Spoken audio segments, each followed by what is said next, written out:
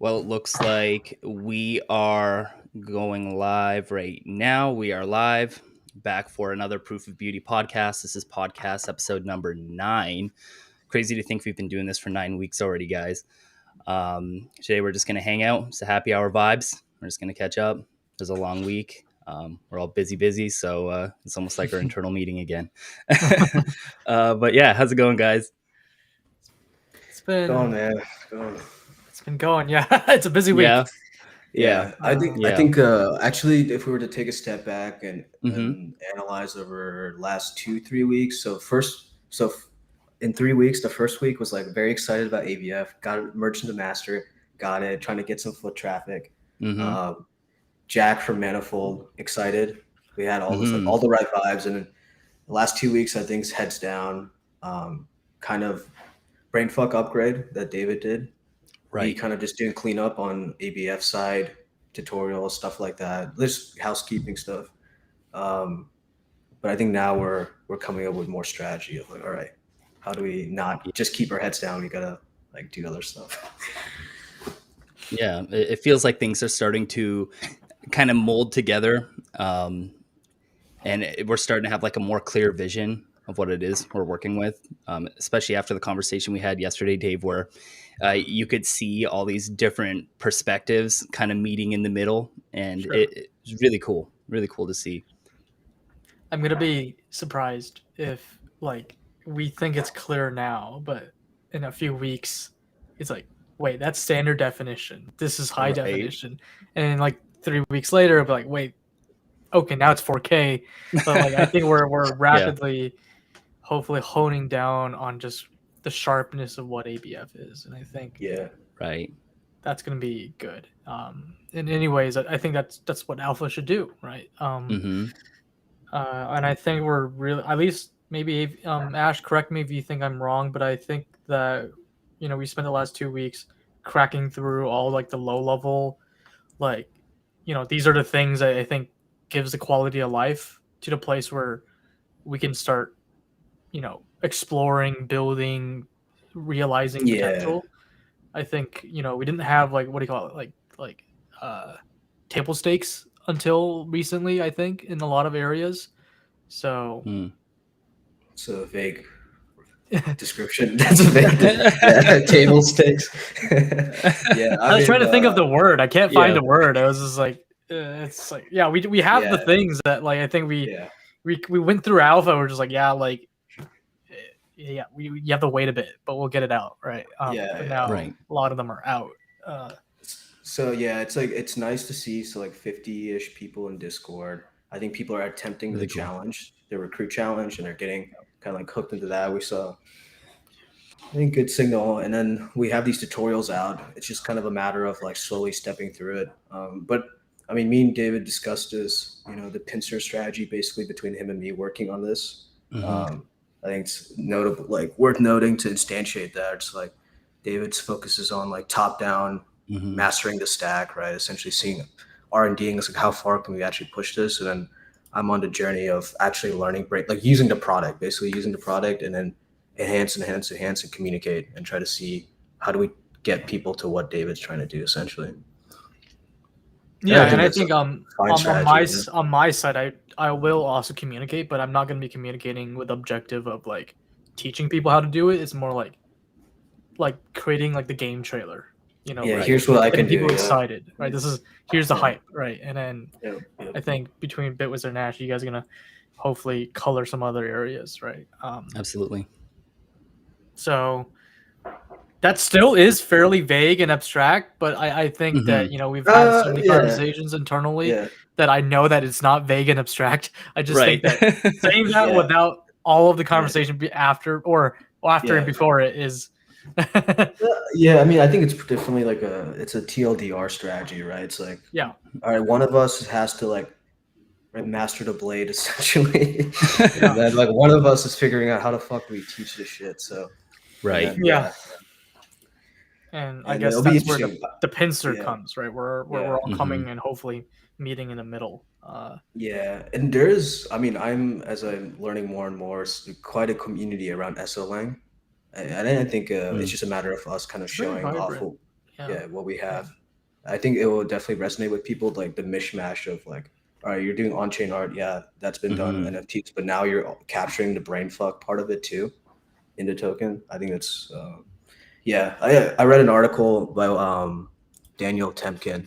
He's on Twitter. He kind of he runs a blog on Esolang, so I'm gonna try reaching out to him basically.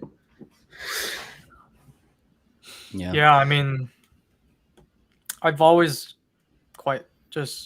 I always felt like, these Esolang's world is like this weird like mishmash of CS math nerds that just loves language design and for the sake of language design. And I've always got the feeling that it's like a very passionate like space. But it just never quite had a place to find a home, and it'd be cool if ABF is such a home for some of these folks, right? Where, obviously it's not like creating your own Esolang, but it's using an Esolang to do stuff, right? Hopefully, can you guys provide some context here? What is an Esolang? It's just shorthand for esoteric language. Oh, okay. Yeah. But you just see it everywhere. It's Esolang, esoteric. It's pretty much just any languages that aren't designed with a practicality in mind, I think. Okay. Yeah. It's more of like a theoretical demonstration of logic. So in some ways, I feel like it's like a poetic act than that of a utilitarian act to create a Esolang. Yeah. Yeah. So like, there's some there's some languages that are, built like by Google, who needs it for XYZ application. And nobody built Brainfuck with the intention that like I'm gonna go write a search engine query indexer, blah blah blah, and they wrote it because it's almost like a bar bet, right? Like it's a lot more trivial, and so these class of languages, you don't learn them to use it or put it on your resume. You learn it to just learn it. You learn it for the sake of what the language can teach you, right? And it's more like an exercise of thought more than it's an exercise of application, right? So I see it as like in the realm of software art, right? It's like games and stuff like that. I see it in that realm. Okay, much. That's a great way to put it. Yeah, it's like before NFTs were things, like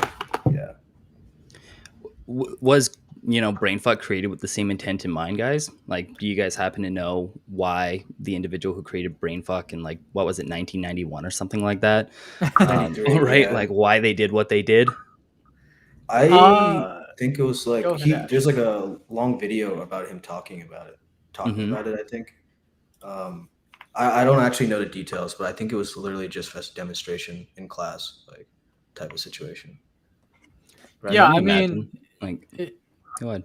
To an extent, I know that the language was in some ways trying to attempt to make the smallest, dumbest compiler or interpreter for that language. I think in some ways there was an objective like that, right? And like I guess I'm here taking it off of the Wikipedia. Mueller designed Brainfuck with the goal of implementing the smallest possible compiler. And so, that's just like that pretty much sounds like a very clinical way to say that he didn't want to lose a bet on something, and and he winged a language and memed a name called Brainfuck for it, right? And made it purposefully obscure by choosing those 8 opcodes, right? I honestly would love to like know what the personality of the individual who named it was like. Just like, this is such a Brainfuck. Like, I don't know. Like, was the individual stressed? Were they like a high? Like, I don't know. I don't know. I was picturing, and this is probably not going to happen with the dating of this. It was like I'm picturing like a college dorm where they're all sitting on like college dorm like couches and sofas, like piece of craps, and then they're like, "This thing is such a Brainfuck," and then the guy's like, "That's it. That's what's called." Got it. It's like couldn't think of a name, so That's funny. kind of just remind me like driving down the highway. You guys ever see the awful Apple movie where Ashton Kutcher is sitting next to the other guy in the movie, and they're like, "Why don't we just call it Apple?" All right, let's just call it Brainfuck. Okay, Yeah. Oh, so I know, Dave, there are a few things that you kind of went over with me, and I know that some things you're going to be, like you said, you want to give a trailer. You don't really want to show them how to play the whole game, right? So I'll leave the demonstrations entirely to you. Sure. But I think there are some things that when you went over it with me as somebody who's not an engineer, really helped me understand what this is and what its full potential could be, and how much bound to this is obviously not yet known, but the building potential is pretty massive, even just right now. And so how did you want to just jump into it and just kind of talk about it a bit? I'll give a little demo and yeah, we can play with it live. Right. Cool. I'll pull it up. Cool. So okay, yeah, so this is my screen. Homepage, whatever, right? So you hit the build tab. Well, first of all, let's give a huge shout out to the tutorial experience, right? This is the original one. We have now 3 extra tutorials created by Ash, and these are really fun and exciting to do, right? They kind of just teach you the basics of just Brainfuck and how do you use Brainfuck to create imagery. And, not to give the whole story, if you do complete, you do get tidbits of awesome world building in this in the ABF core, and I think I think it's really exciting, the content that you can get from completing these tutorials. Is there anything I missed, Ash, before I go on? No. Yeah, I mean, I think for folks that want to learn Brainfuck, want to enjoy the world that we're creating, the tutorial is a great experience. That's the big thing that I really want people to know. And the purpose of the tutorials really is to kind of step through parts of like understanding, like just manipulating and kind of gaining experience using the language, and then with mixins, that's going to make everything even easier. So I'll have more tutorials kind of on that, but just want people to start playing with it. Also, like there's a gamey aspect to it, right? It's like you're kind of starting slow and then leveling up, like figuring out how to do more and more complex things. Like, it should make you feel powerful. I mean, that's really what you're doing, right, with the Brainfuck, is you're manipulating the renderer. So yeah, it definitely feels like you just bought your game and they're like teaching you. You see the prompt like press X to reload or whatever. There's like a little bit of that, but I think it's a great. I don't think there's a lot of NFT experiences that trains you into such a way because they don't really need training.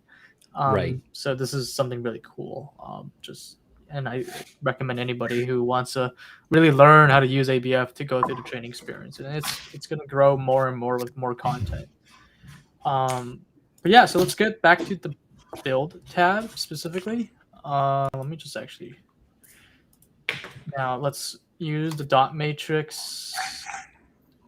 Let me see if I'm even on the right chain. I am not. I'm gonna have to switch to Rinkeby for a moment.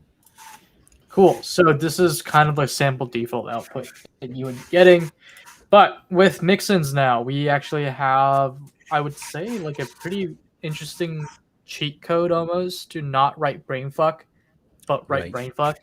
And I think that's a very confusing statement. But so let's just kind of play around with just one mixin, which is the main one we're going to be talking about today, which is logvalue, which possibly you need to change that name to something like print, or we already have something that's log. Maybe. That's why it's log. We'll fix the names. All those we can fix later. Right.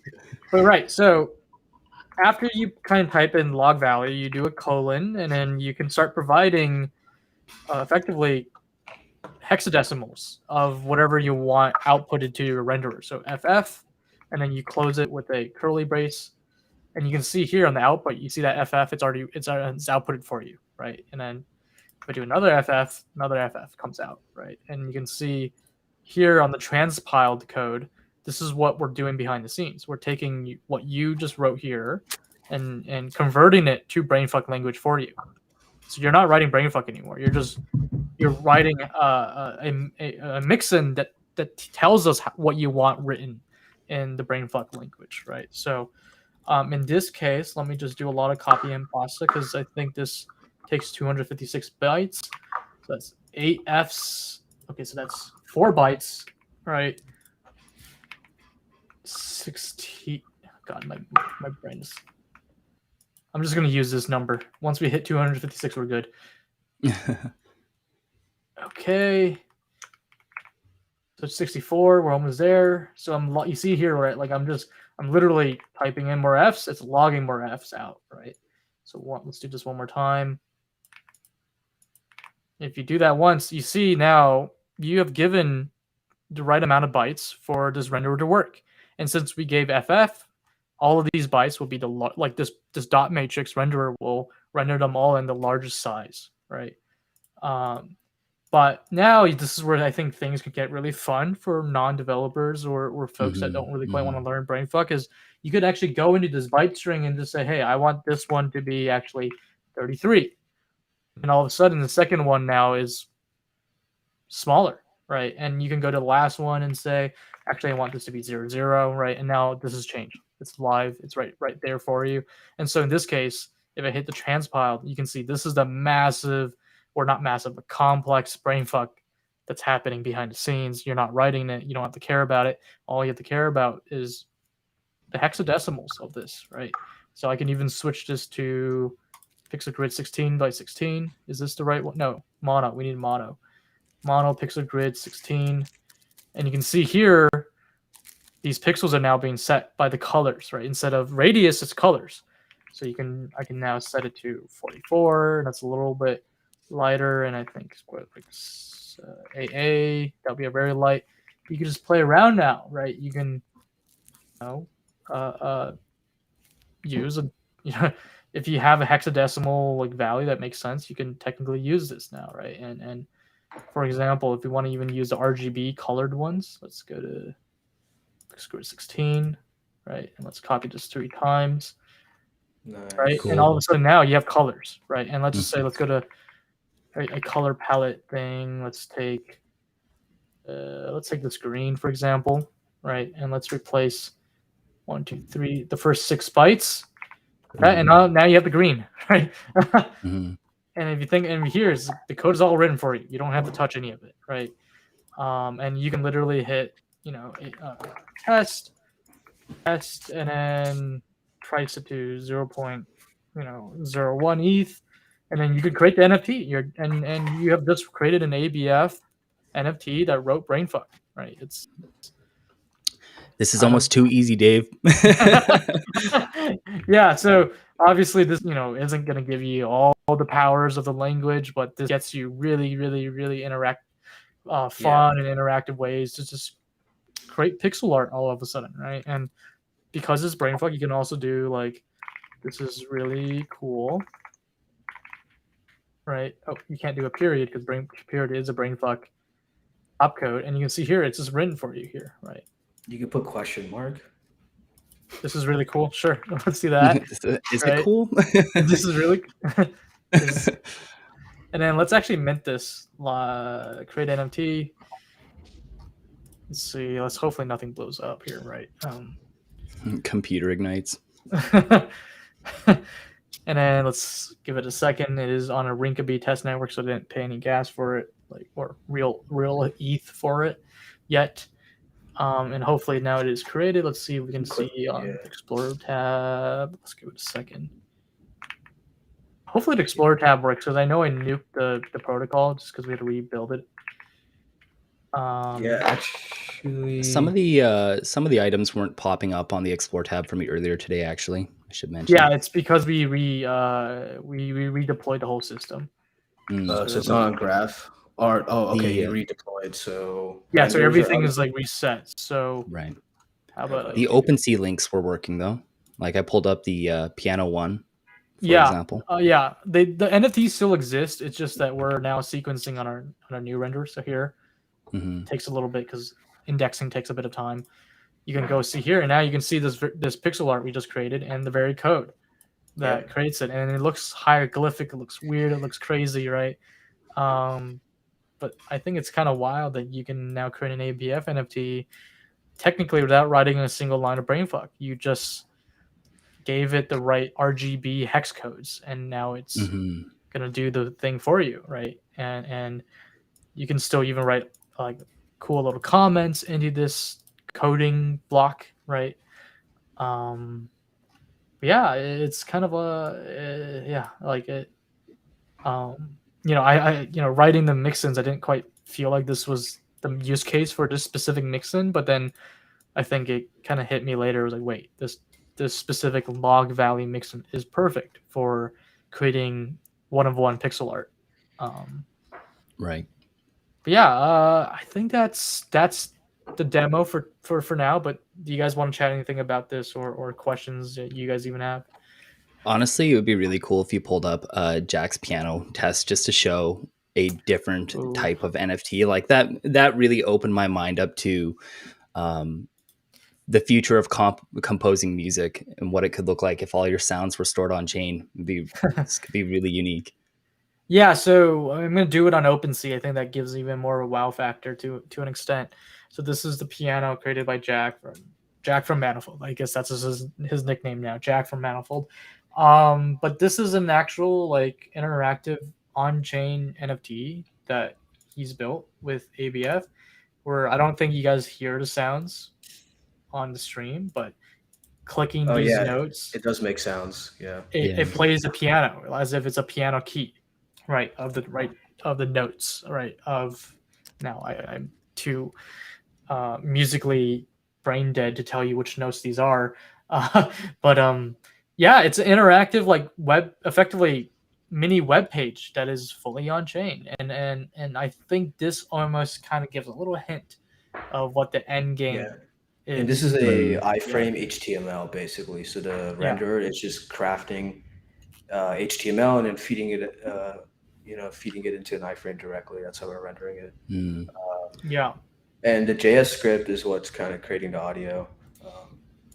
The audio is on Arweave actually. So Jack put the audio on Arweave, and so this is basically as on chain of a piano, they can get. It's kind of funny. Please, somebody listening, go create a Launchpad 8x8, please, and make it look cool too. Yeah, make it look awesome.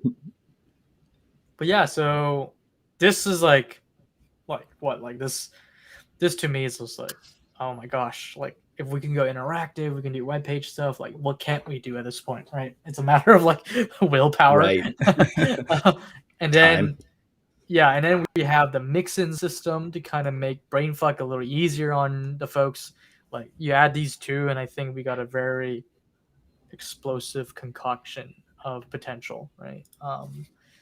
And so I think, at least on my side, I'm very interested in seeing what the ultimate potential can look like. And I know that for like Ash or even Bitwizard, using some of these mixins can get you already fairly far with the system, right? So, right. Yeah. Exciting. That's not the tab I should be showing right now. They all look the same to me here, and I'm like, which one am I supposed to click? But anyways, I hope this gets people excited because it's really exciting for us to kind of see this as the potential, but we're working really hard to make this potential reachable by the community, accessible by the community, in some degrees owned by the community, right? That I think is a lot of soft work in like building the right features, fostering the community, setting precedent, stuff like that. But yeah, is there anything I missed or anything you guys want to comment before? No, if you guys want to check it out, abf.dev, check out the explore page, and you can check out the different NFTs that have been put up. And there's a lot going on that website. There's docs and different things going on that you can explore. And tutorials are I think pretty cool. There's some goodies Yeah. at the end in terms of There like, is. Exactly.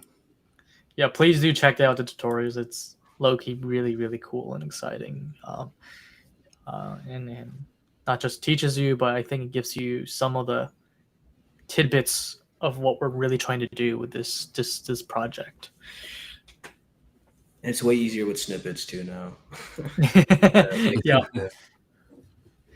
Yeah, adding in those mixins made it so that someone like me could kind of just sit there and play with it. But what I'm realizing too is like it's not like it's, I mean, there's still a lot somebody like myself can do. You know what I mean? I could kind of do the cheat mode and kind of get the Brainfuck code written for me, but there's still a lot that you can do creatively, even though you're not coding in Brainfuck, right? And what I'm excited to see is how many people come in that aren't engineers and create really wacky shit. And we're like, how did you do that? And it's because they integrated it somehow or just did something wacky that, gets recompiled into Brainfuck. And we're like, this is cool. And so I'm just excited to see how engineers work with it and how non-engineers work with it. I'm sure like there's going to be those individuals who approach it and they have to code in Brainfuck just because they will not allow themselves to cheat, right? Yeah. I mean, I will say that like the snippets are designed for reusability more than it's designed for like the most optimized language experience ever, right? It's not the best Brainfuck code because it's designed such that anybody can use it without like a billion contexts that you got to manage in your head just to use logvalue, right? But I'm certain there's folks out there that are gonna be like Brainfuck smiths, and will optimize it down to the opcode level, but that's not what the mixins are meant to do. The mixins are meant to make art easier, right? And yeah, I mean, we only showed one mixin, but we currently have a lot of mixins that pretty much range from the whole gamut to getting numbers to if statements to conditional statements to math.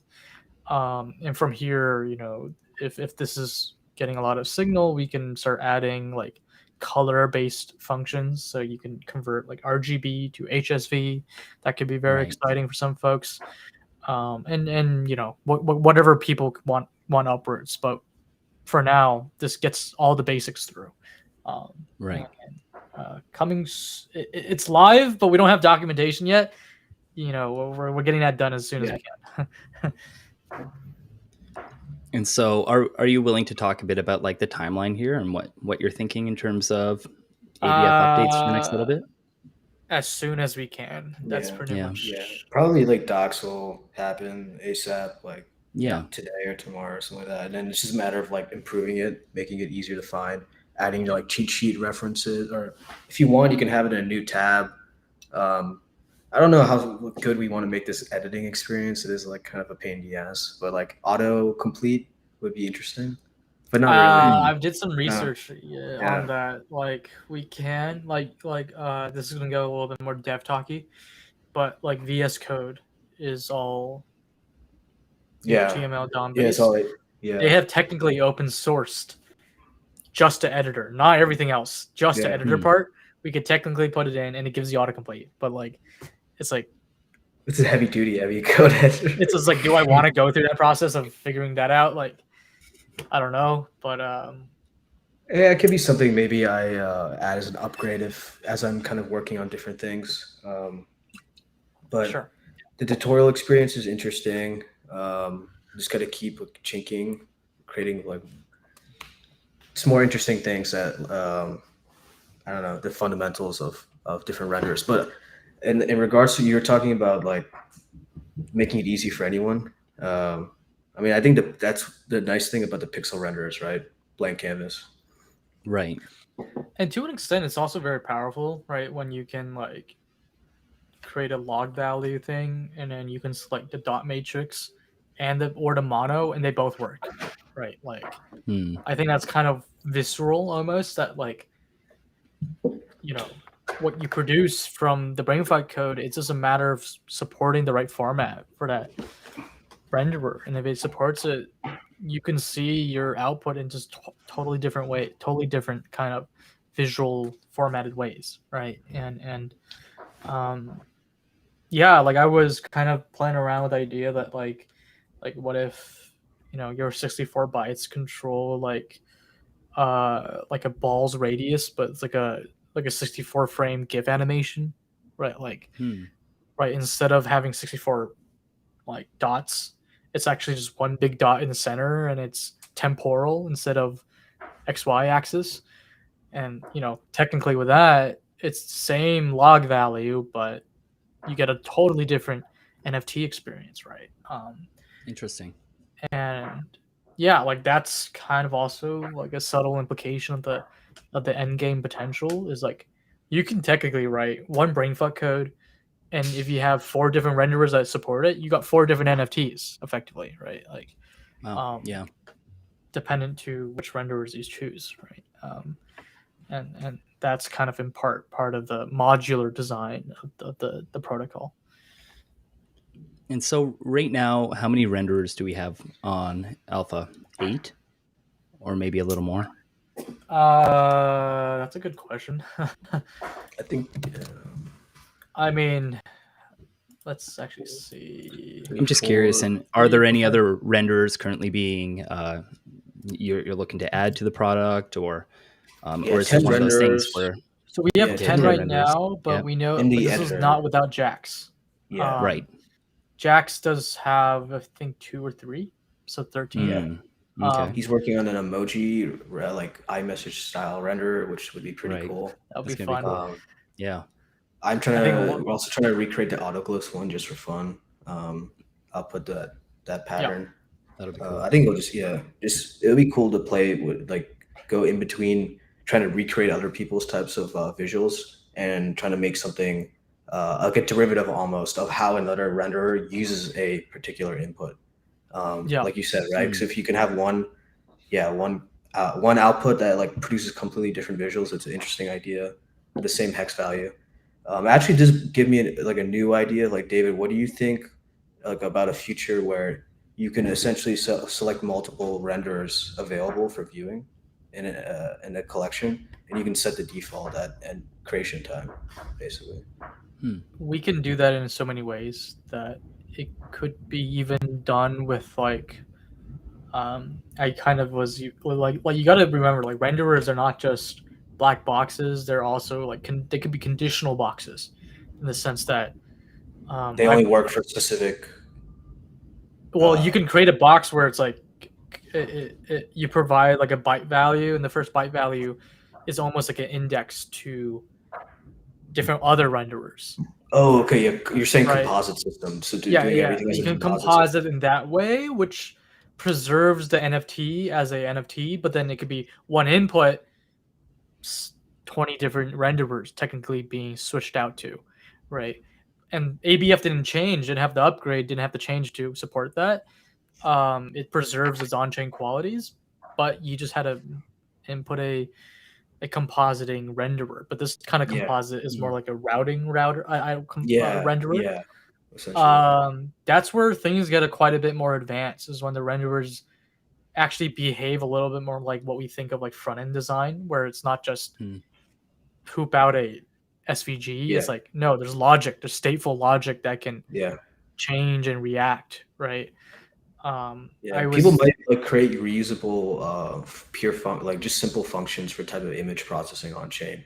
For exactly that type of thing you're talking about, right? So and I think exactly. There's going to be like SVG filter based renderers that like you feed in like an address of another renderer that's actually your source image, and then you say, I just want a Gaussian blur on top of it, and then you can just apply a filter like that, right? With just a renderer calling another renderer, right? It's interesting. Slowly over time, you'll get like a Photoshop level of capability, or like Figma level of capability on like to layer and everything. Or like output options. Like if you take raw data, okay, what are your output options? Do you want to do it in GIF? Do you want to do it in SVG? Do you want to do it? We already have that. We already have all the GIF ones available to you.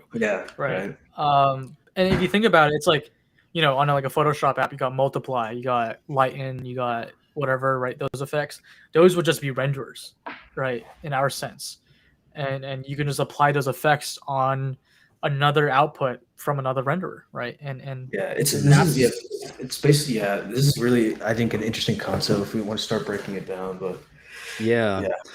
I actually love that idea that somebody could actually create a Photoshop like experience because all the different components are already there. They're just not organized into an application. yeah. So we're just we basically don't. Go ahead. David, do you know any application or like any other usage of this type of behavior where we're reusing multiple people, developers are reusing other people's and pointing at that contract to do something?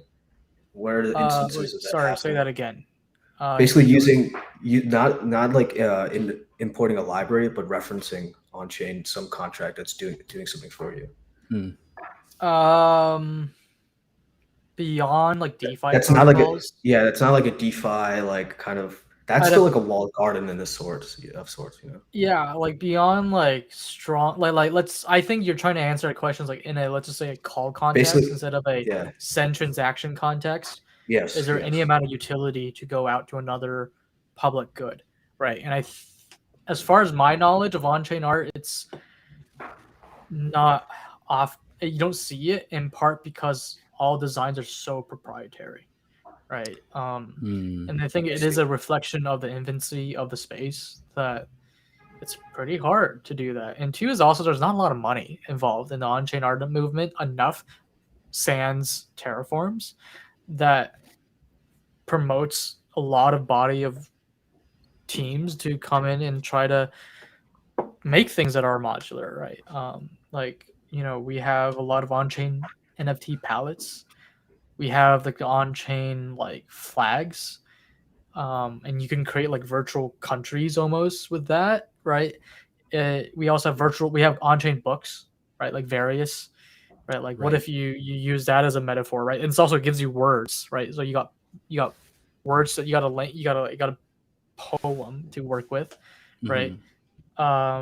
It's just, you know, not enough money yet. And two is also, I do strongly believe, is they need to have a shared standard. And that's what I think what we're trying to address with the renderer standard is if they can all be shared, there should be an expectation that you can just graft on top of each other, right? And in part, right, like your NFT's value shouldn't come from just the renderer. It should come from how you use the renderer, right? Where I think a lot of the current modern design is the renderer kind of is the value of your NFT, right? That is a little bit of a blanket statement, but I'm certain there's projects out there that are taking on the spirit. I think Zurex Spectra comes to mind, that is kind of creating a 3.js effectively on chain. I would love if that's compatible with our renderer standard at some point. That'd be pretty cool. And you know, from what I see, there's a few projects on there, but they're not nearly as big, let's just say, compared to the more traditional generative art space that we see right now. And I am bullish enough to say it's a matter of time that that we'll see the moment of the sun where this kind of on-chain design model that we're trying to introduce can, you know, become a wildfire, right? Yeah, it's kind of funny that like Terraforms chose to make the whole coordinate system of the on-chain land the public good versus their actual like tech. You know, it's funny. Yeah. So the tech is quite proprietary. Yeah. I get. So, are there a lot of on-chain projects that just keep their tech proprietary and, or like, it's not that they are keeping it proprietary. It's just like there's just no reason to standardize yet. Okay. Right? Like I don't think you go to these teams like, hey, do you know about the iRenderer standard? Yeah. Right. Like they probably don't know. Right. Because it's already hard enough to like make one of those things, like construct a image manually, and then if you're trying to add like create now infrastructure on top of that, it's too much for one project maybe to undertake. That's why, you kind of need to baby step. And I do believe there will be continually a world where you probably want to go fully bespoke as your visual experience. But even in that world, I can see renderers still helping in the sense that like we are thinking about like small other part, like it can be a filter for you, right? It could just be a filter render. It could be your background, like you want a flat background color. That could be, you can just use a renderer to do that instead of like having to figure out how to do that yourself, right?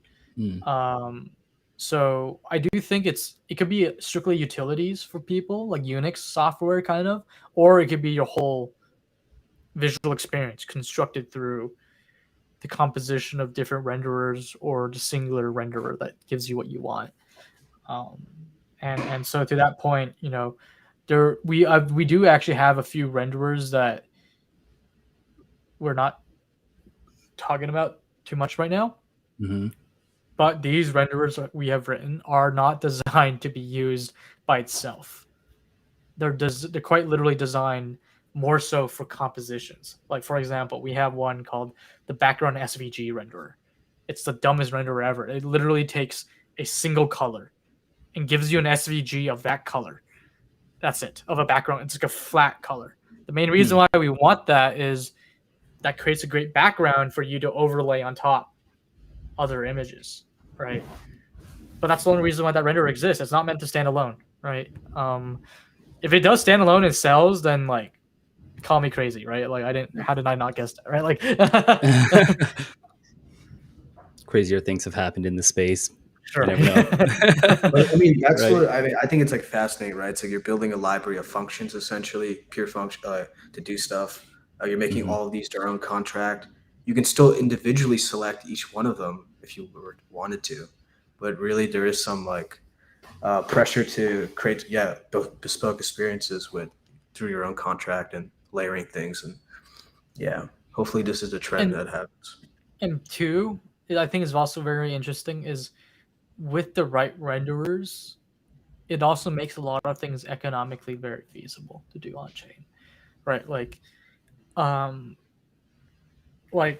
I think a lot of current on-chain designs they're pretty much just like taking the base 64 of your image and dumping it on-chain to an extent, or you're doing like a very SVG based hyperdynamic experience, right? But with these renderers, you can offload some of this work to the computation instead of having to put on chain a massive base 64 string. What do I mean by this is like there's been a lot of like on chain like kind of like PFP style like layered projects where like the background is like, let's just say all green. How would they do it? They would just literally give a base 64 encoded effectively PNG file that is all green, which is like, well, a PNG file is pretty big even if it's all green. And the only optimization these guys really have is like, run length encoding. That's it. And all that is removing redundant characters. Right. So like a green pixel could be about upwards of a few hundred bytes, where instead, what if you just use a background SVG renderer that takes 3 bytes, right? And you just offloaded it to the computation, right? Like you can now shape how you want to produce your on-chain NFT based on your economic costs. Right. Because you don't need to have the actual end product. You just need to have the parts that compute it. On chain, right? Yeah, and like to be fair, and I'm gonna be very honest, is like we got a 300 to 500 million computational gas budget, which like let's just say a GIF image renderer for 128 by 128 pixels takes about 11 million gas, which like in the grand scheme of things is not that much, right? Like 11 million at 300 million gas, like 290 still left. You can have 30 layers of GIFs and still be within the budget of 200 more million margin, right? Like we're pushing that limit because, well, the SVG version of 120 128 would take a lot more. But that's where the GIF one is really powerful, is it's incredibly easy to compute. Given its data that you provide it. So it just gives the power to the creator, right? Like you get to choose economically which ones you want to use, creatively which ones you want to use, computationally which ones you want to use. Like the power is really on the users now. And I think, we're as a studio going to have to learn along the way, how do we compose, right? I think we got a lot of future projects that are going to happen because we can now start doing renderer compositions and push those with really interesting designs like that, right? And yeah, so like ABF in some ways is like, this is a world for you guys to play with renderers. In some ways also a way to introduce this concept to the world, right? But I think the power comes further where you know, right? It in some ways it's like a very technical Photoshop without the GUI. Right? A Photoshop that's like built by everybody, right? If somebody created a renderer, you can use it, right? Like it's not like you have to wait on Adobe to add your function to CS. Actually, they don't use CS anymore. Creative Cloud, whatever, right? Like, this is just a matter of like, if somebody made it, it's fair game, right? And yeah. I So think just that's to really... summarize what you were saying, basically, if you use GIFs instead of SVGs, you could basically put on more, upload more bits for less, right? Have more computational not power upload and more cost bits less. for less. It's more that within that 300 million budget of a call, you're only using 11 million or instead of like 100, like 80 something million.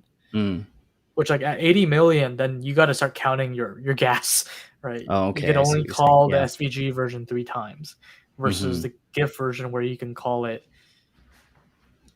I can't do math right now, like 20 something more times, right? Like, so they all have a different reason they exist. The GIF one, for example, only supports up to 128 colors, whereas the SVG one can do up to wazoo of colors that you want. So there is some like variant differences. But yeah, like, also GIF doesn't have alpha channels, right? Like, so I can see us, even creating like an alpha channel filter SVG renderer function that literally like, you feed it a GIF from a render output and then another value to control the alpha, and then it effectively makes that whole GIF semi-transparent. Or yeah, interesting. Right, like, or right, like CSS is pretty freaking brilliant, right? And SVGs give you access to CSS. All CSS, yeah, and it's insane. Right. And that's GPU accelerated too. So yeah. So yeah, in some ways it's like, we're putting all that work on OpenSea now to like do the right job in an iframe or whatever, right? So you cross your fingers that OpenSea can do it, right? But open web standards, they should be good. I feel like that was a pretty like awesome little deep dive into ABF. Again, guys, if you're listening, check out abf.dev. There's so many great things for you guys to kind of unravel, and I feel like you've just given like the ultimate trailer, Dave. And so go play with it, guys. It's a fun tool. I think our goal is to like show, not tell now, right? Like we can tell as many people as about the potential, but we want people to feel it. We want people to experience and see its potential. So that's what we're going to be doing in the coming weeks. Yeah, I guess there's a whole bunch of different things that are going to be coming on in the coming weeks that we're kind of keeping on the DL, right? So for you guys who are listening, just, I don't know, keep up. You guys can check us out on Twitter as well. Put it up here, at abf_dev. So you'll be seeing action on there related to probably the action on Discord. And if you're not on our Discord, pop into the ABF Discord. There's a little game to kind of make your way in. But funny enough, Dave, as we spoke about, there's kind of like a little cheat on the same page. So if you're, let's just say, if you're brilliant enough to figure that out, you win. You win ABF. Yeah, like I feel like we can talk about that just in its concept of like absurdity of this project. I feel like it's been, not to talk about all the technicalities and the pragmatics of it. I think our collective embrace of like the best, like some ways there's like 1 + 1 should equals 2, but it actually equals 3. And you're like, why? And you're like, what the fuck? And you're like, wow, we're gonna live with it. We're gonna deal with it. And there's a lot of random happenings that were like, oh, okay. Like in a normal sense, when we have to make something a little bit more practical, we're like, well, that's dumb. We got to remove it. But this time we're like, let's embrace absurd. Let's embrace the crazy, the wild. I'm trying to say this in a way that doesn't like reveal. Yeah. Much. Well, maybe I mean, we can reveal. You'll definitely see the absurd shit in the documents once you solve the other tutorials. But I mean, that is honestly a core premise of the project, right? It's like why you would use Brainfuck in the first place. Right. Yeah, it's beautiful, and that's what and absurd stuff can be beautiful, right? So. Right. Yeah, I think it adds a fun factor too. Right, like I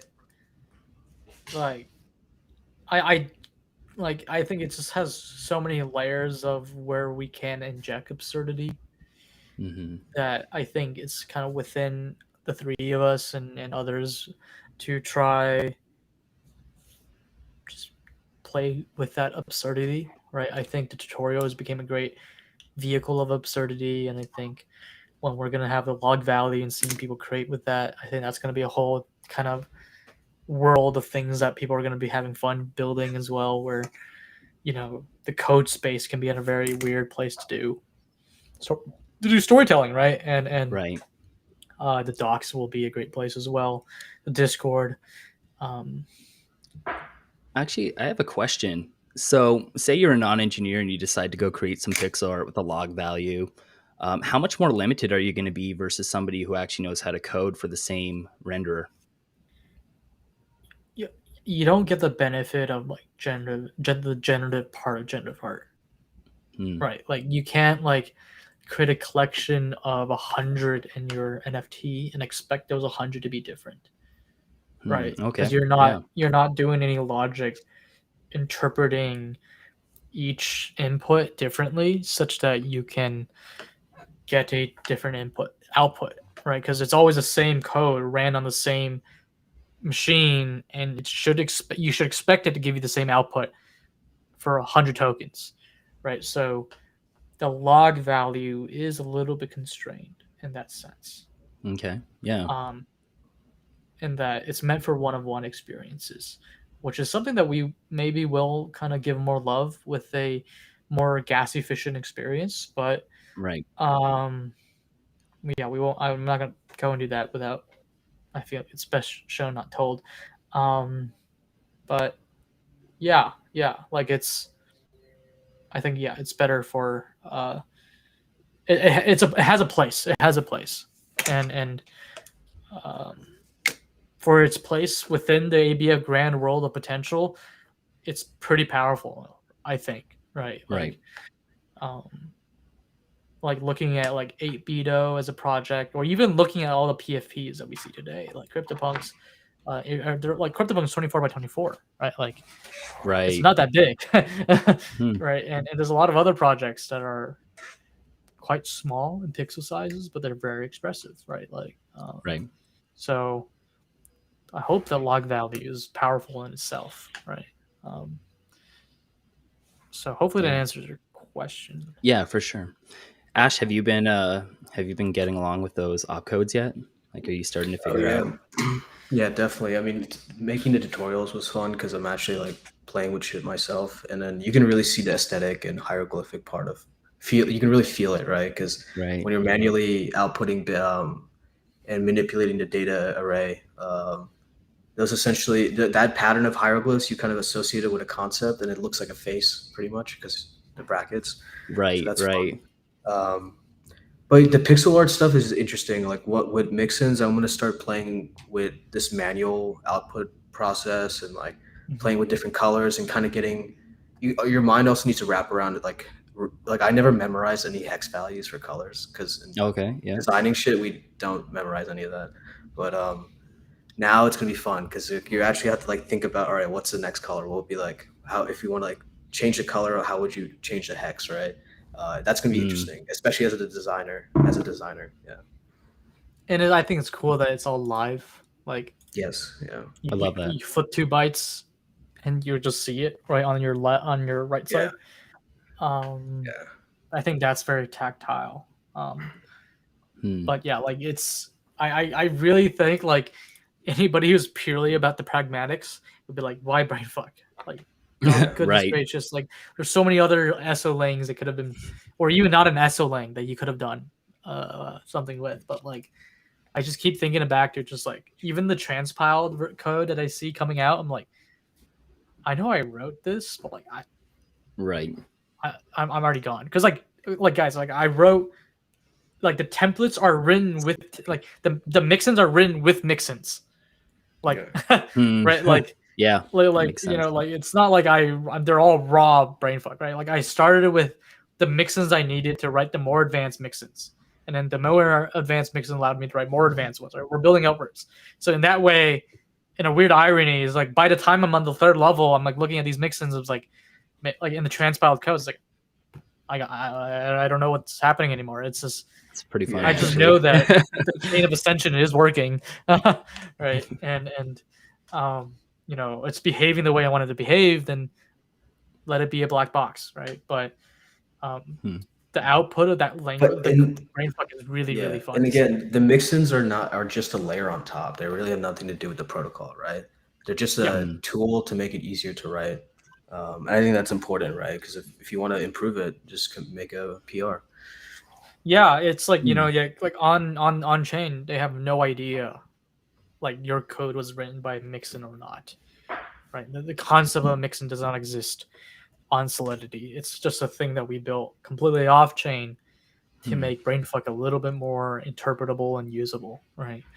And I think that's in spirit of what we think of with Brainfuck. Like we don't want to make Brainfuck into C, right? Like the language has to stay brainfucky, right? Yeah. We don't want to change that part of brainfuck. So in some ways, I think we're playing a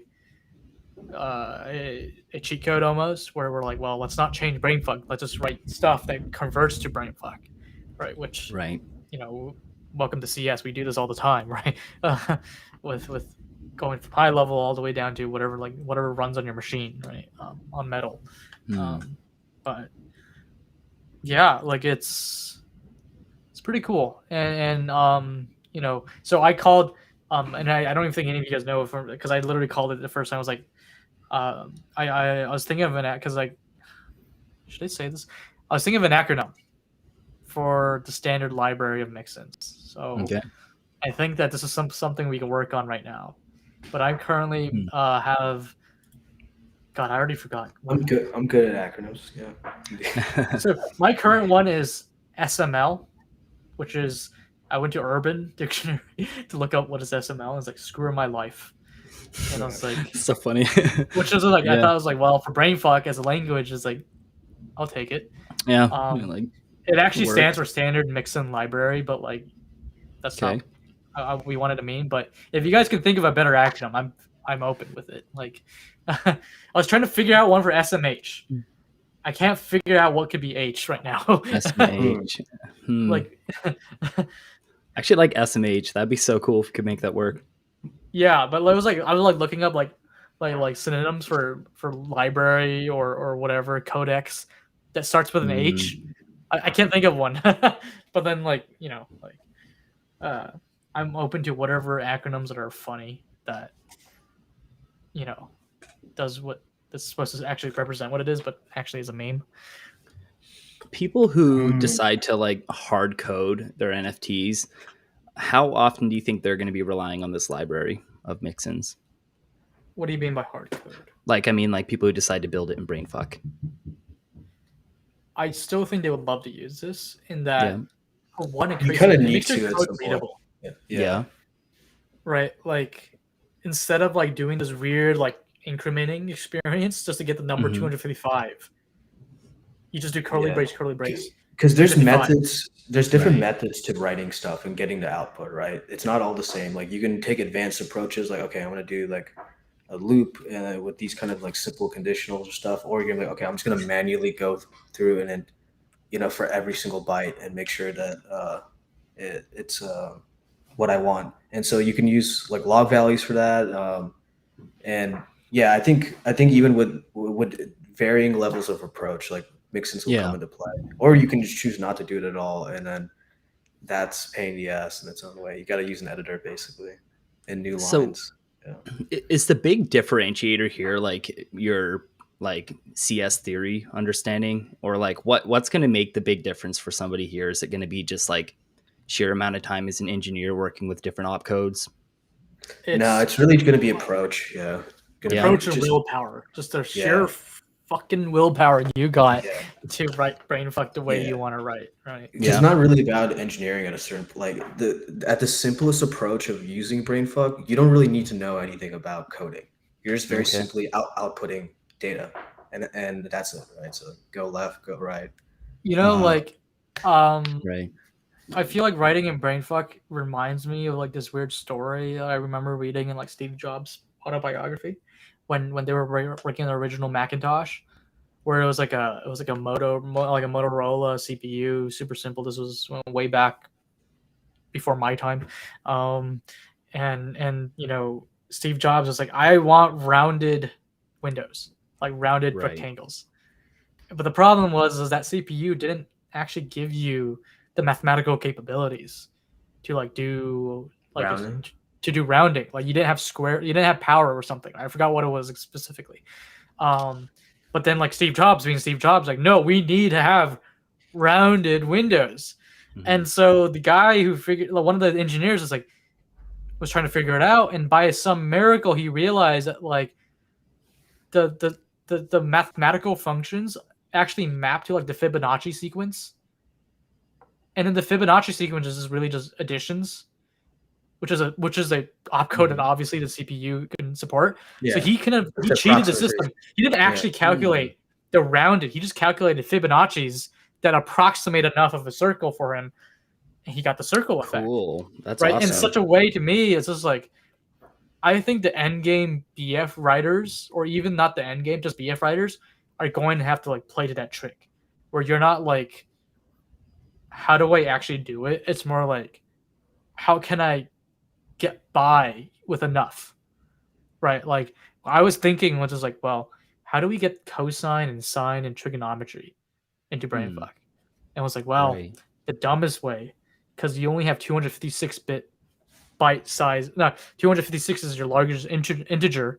It's like, what if I just hard coded it? Like I just hard coded it from 0 degrees to 90 degrees, right? Like technically, that's a cosine function for the current input, right? And it gets the job done. I wouldn't say that's particularly mathematically elegant, right? But like, in some ways, that's how I interpret writing in Brainfuck. It's like, you're not doing this the right way. You're doing it the way that you need to get it done, right? And there's this. I mean, there's like a beauty to learning something from a primitive level, right? Like it is very arcadey in that aspect, writing in Brainfuck, where like I almost imagine it's like if these were buttons, like it would be literally a game, like and you're just seeing a screen on the data tape, you know, right? And you have like you'll have like a wheel that like turns what the number you want out, but it's cool like controlling the input, because you got to line up basically where your input is and where do you want to output stuff. So yeah, it's very interesting. The entire experience can be visualized. I think it would be a fun game. Yeah, it's like programming, but not programming. It's like I don't feel like I'm sharing the same programming wavelength that I would do with my daily job, right? Of like writing front end, writing protocol stuff, right? Like it goes back to my like when I first learned programming, first class of college, like we just did string manipulation, and to me it's very much the same way. It's like we're doing color manipulation and trying to get a visual output, but I learned programming from like, okay, take this string and like put a space between every letter. Okay, now like reverse a string. Now do this, like a bunch of weird stuff, like not practical. Dude, but then like that was like tools, that was how like mixins was for me. I was just like, okay, I got to here in my program. I just need to somehow make that data cell right there switch to 1 in this weird way. And like sitting here, it's like, I know it's literally going to be 4 characters. Permutationally speaking, it's 8 times 8 times 8 times 8 to get me there. It's not much work to do to get there, but I just need to do it, right? Which compared to all engineering tasks, right? Yeah. Compared to like me telling Ash, like, hey, save doesn't work. Yeah. Fix it. This was literally like, I want to take that thing, turn it to 1. Like you got a different problem space, right? And yeah,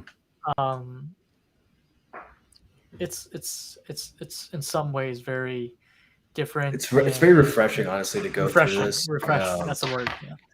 And I think it really appeals to all kinds of people. Like someone who's maybe like a seasoned CS vet would appreciate the practice of going through this, but even someone who's kind of like who's learned it but not necessarily extreme highly advanced at it would appreciate kind of going back to their roots. And then someone who knows very little about programming would still get the same experience as us, honestly, right? Of It's managing like the same bullshit and like going left or in right. some ways, it's like I've kind of thought of this as the metaphor for me to vehicle it was just like, which is not the best metaphor, but I feel like it's like most modern generative art experiences or even programming experiences kind of like playing a first-person shooter for the first time. Like you got to understand, like playing first-person shooters. It's like if you played it all your life, like WASD or like the Xbox, it's all intuitive. But if you've never done that before, it's not intuitive at all. It's impossible, yeah. It's impossible. You have to like sit there just learning how to freaking aim, right? Or even the intuition of reloading, or how do you move around the map while aiming, right? Like that's all foreign to people, right? And so there's a learning curve, right? Where in some ways I've always thought of Brainfuck as more like Monopoly, right? Where like a person who plays this way too much Monopoly can still enjoy the experience with somebody who just plays it like once in their life before or never again or never before, and was just kind of taught the rules as they played Monopoly with this more experienced person, right? And it's like I do strongly believe that with only 8 opcodes, if you have the willpower to learn what those 8 opcodes are, that's your learning curve. Technically, it's more about advanced intuition that gets you to the further stages.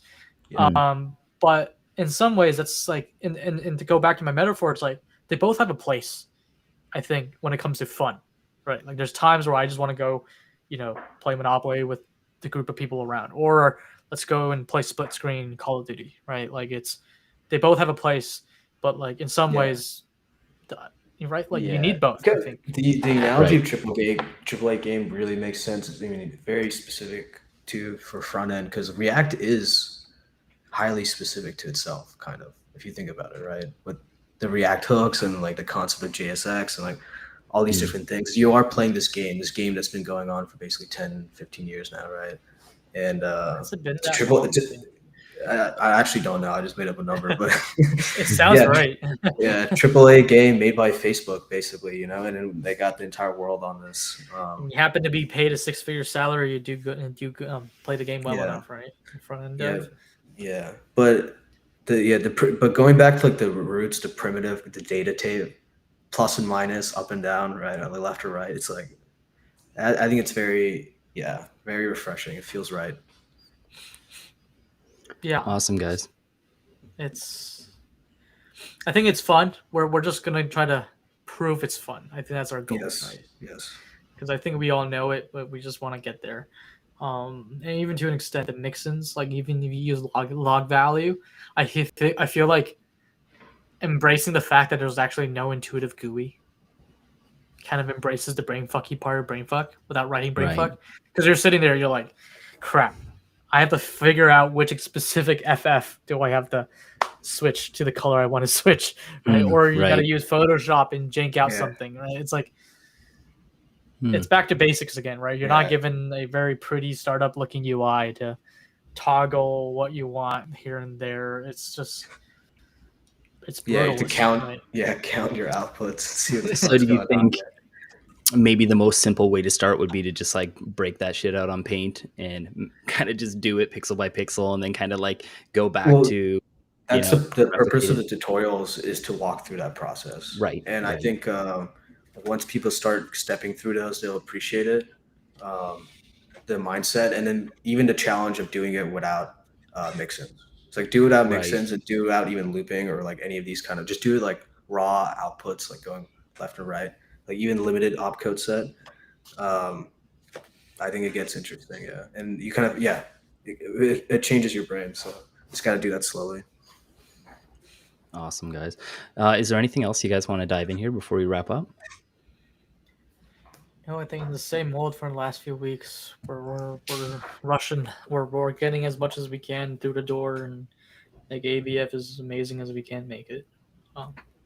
Yes, to launch our own collection as soon as possible. Yeah, Right. Yeah. Well, awesome. I felt like that was a really informative conversation. If you guys want to join the conversation, you guys can find us in Discord, discord.gg/POB. We're always excited when new people pop in. But with that, really appreciate everybody who tuned in today. We appreciate, you guys joining us for our happy hour. Today, we ended up doing a bit more of a deep dive into ABF. I hope that you guys found value, the audience, in that tutorial or walkthrough that Dave did. And I know the tutorials that Ash put up are very useful as well. So check it out, abf.dev. Thank you guys for watching. Make sure to subscribe, like, and share this if you can. We really appreciate everybody who tuned in. And we will see you next Friday.